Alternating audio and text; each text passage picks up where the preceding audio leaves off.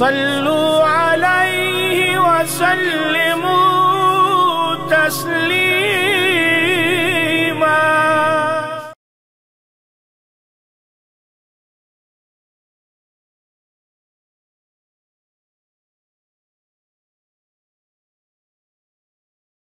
اب ہمارے اگلے مقرر ہیں مصطفی تحریک کے سابقہ امیر اور المصطفی ویلفیئر سوسائٹی کے سرپرست اعلیٰ اور انجمن طلباء اسلام کے بانی رکن میاں فاروق مصطفی صاحب سے میں گزارش کروں گا کہ وہ تشریف لائیں اور اپنے ملفوظات سے ہمیں مستفید فرمائیں۔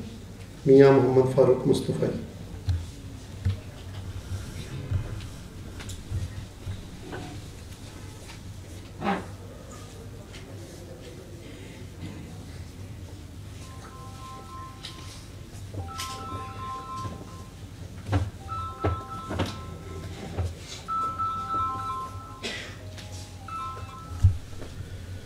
نحمده ونصلي ونسلم على رسوله الكريم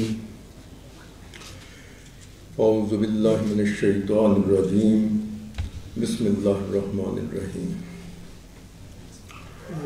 اسٹیج پہ تشریف فرما نہایت ہی محترم اسکالرز اور اس حال میں تشریف لانے والے ہمارے تمام مہربانوں کو میری طرف سے سلام محبت پہنچے۔ برادران عزیز،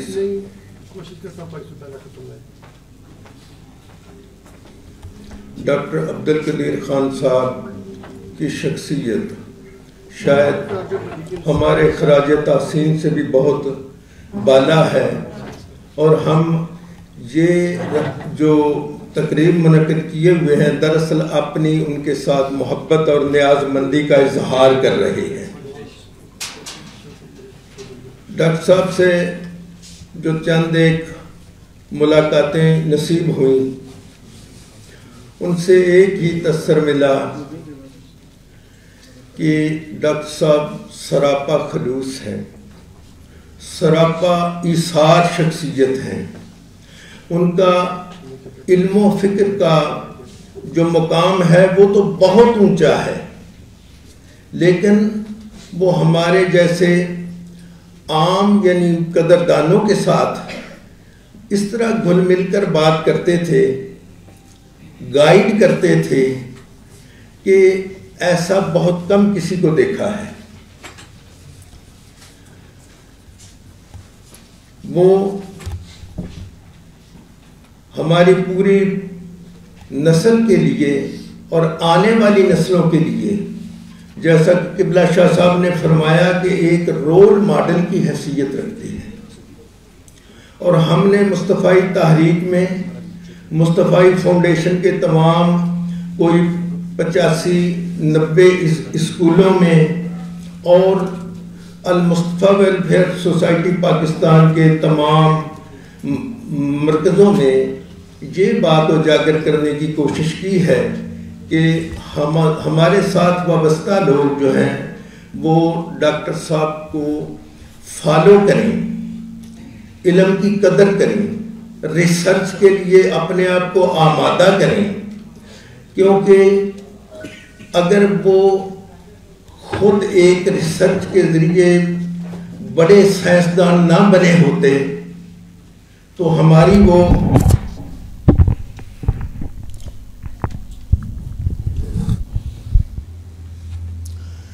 اہل پاکستان کی اور عالم اسلام کی اتنی شاندار خدمت سر انجام نہ دے پاتے۔ اس موقع پہ میں یہ عرض کروں گا کہ عمرہا در کعبہ و بتخانہ می نالد حیات تاز بزمش کی یک دانائے رازاجد بیرون۔ علامہ کا یہ شعر ہے، اور علامہ محمد اقبال نے اردو میں بھی اسی سے ملتا ہوا شعر جو زیادہ عوامی طور پہ پڑھا سمجھا جاتا ہے کہ ہزاروں سال نرگس اپنی بے نوری پہ روتی ہے، بڑی مشکل سے ہوتا ہے چمن میں دیدہ ور پیدا. ڈاکٹر صاحب مرحوم و مغفور ایسی ہی ایک با کمال شخصیت ہمارے اندر اللہ تعالیٰ نے پیدا فرمائی کہ ہم اللہ تعالیٰ کا جتنا بھی شکر کریں وہ کم ہے، اور ہم اس شخصیت کا جتنا بھی ذکر کریں اتنا وہ بھی کم ہے. اللہ کرے کہ ان کی اوصاف حمیدہ ہمارے نوجوان جو ہیں وہ اپنائیں اور اس ملک کو گل و گلزار بنائیں. زیادہ تر لوگ یہ کہتے، آپ نے بھی سنے ہوں گے، کلیجہ کانپ جاتا ہے، دکھ ہوتا ہے سن کے ہمیں اس ملک میں کیا ملا ہے، ہمیں اس ملک میں کیا ملا ہے. افسوس ہوتا ہے کہ دیکھیں اگر ہم 22 کروڑ لوگ ادھر ہیں تو تقریباً 20-22 کروڑ آج بھی انڈیا میں مسلمان ہیں. ان کی دن اور رات جیسی خوف میں اور کسی حد تک ذلت آمیز رویوں کے اندر زندگی گزر رہی ہے، اس کا دکھ وہی جانتے ہیں، ہم نہیں جانتے. فلسطین اور کشمیر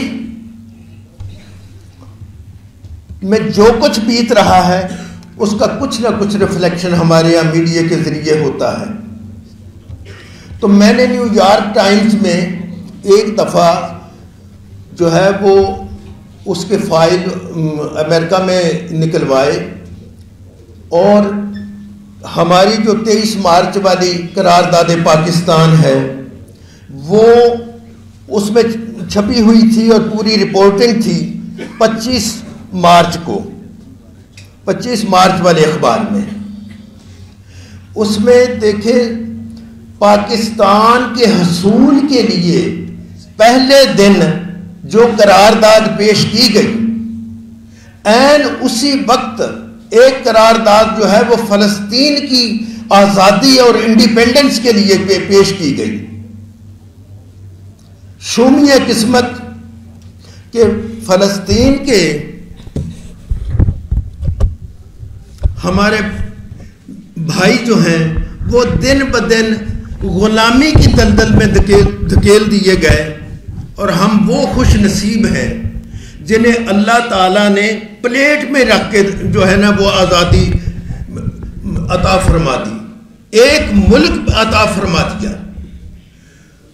اس ملک کی قدر ایسے ہی کرنی ہے جیسے ڈاکٹر عبد القدیر خان صاحب نے کی.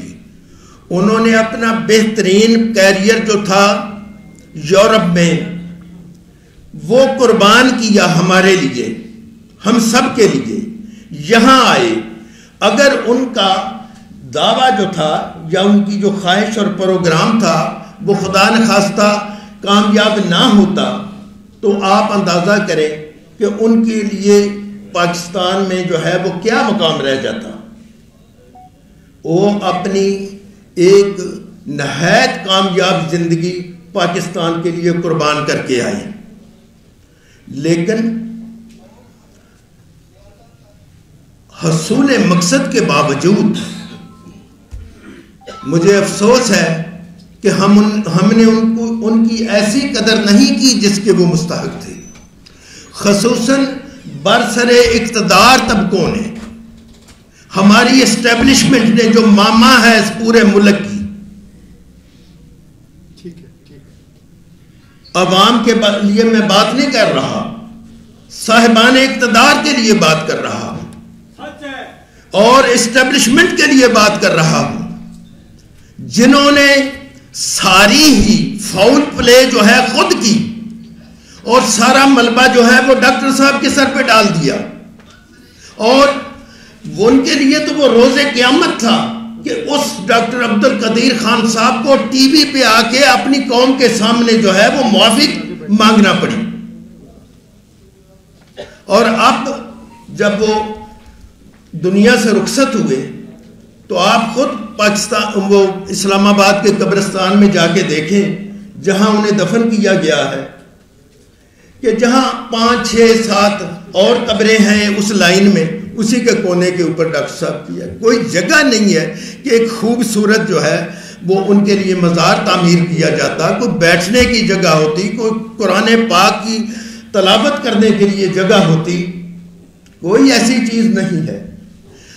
بڑوں کا بغض جو ہے اس شخصیت کی قدر و قیمت کو گھٹانے میں لگا ہے. لیکن میں عرض کروں کہ یہ بادل جو ہے وہ سورج کی روشنی کو زیادہ دن روک نہ سکیں گے. ان کی مقبولیت اور عظمت کا جو آفتاب ہے وہ ایسے چمکے گا کہ صرف پاکستان میں نہیں پورے عالم اسلام میں ان کے لیے تقریبات ہوں گی, ان کا ذکر خیر ہوگا, ان کے اصالِ ثواب کے لیے جو ہے وہ محفل منعقد ہوں گی. اور وہ جس عظمت کے مستحق ہیں, جس قدردانی کے مستحق ہیں, جس ثنا خوانی کے مستحق ہیں, وہ عالم اسلام کے اندر مختلف جگہوں پہ ہمیشہ پیش کی جاتی رہے گی انشاءاللہ. تو برادران عزیز, انہی الفاظ کے ساتھ میں آپ سے اجازت چاہتا ہوں. وما علینا الا البلاغ. یا ایھا الذین آمنوا صلوا علیہ وسلم